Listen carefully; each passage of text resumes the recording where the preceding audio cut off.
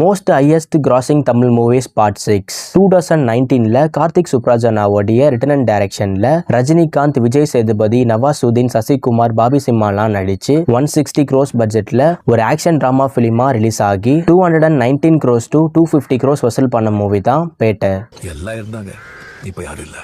இதுக்கு மேல ஒண்ணு கேட்காதீங்க ப்ளீஸ்.